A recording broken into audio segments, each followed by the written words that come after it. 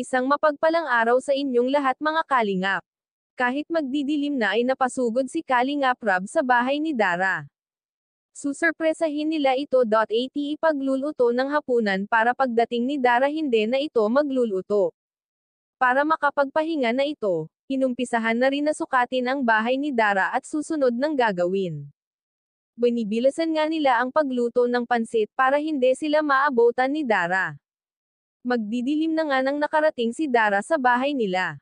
Buti na lang at may service na ito, kung wala mga raw service darating talaga siya sa bahay nila ng alas 7 ng gabi kaya nagpasalamat si Dara sa kinuhang service ni Kalingap Rob.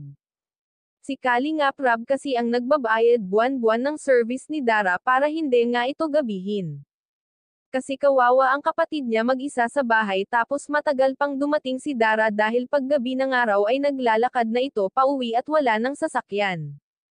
Nang dumating nga sina Kalingap Rob mag-isa lang itong si Bea sa bahay walang kasama.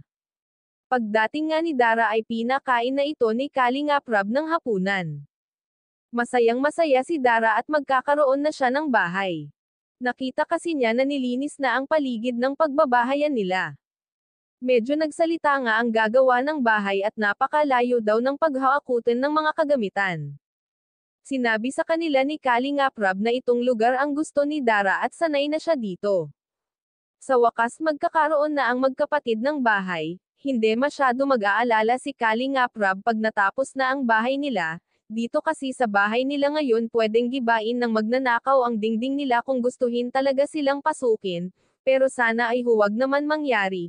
Bago tayo magtapos huwag natin kalimutan suportahan ang ama ng Kalingap na si Val Santos Matubang at si Kalingap Rob. Maraming salamat at God bless sa inyong lahat.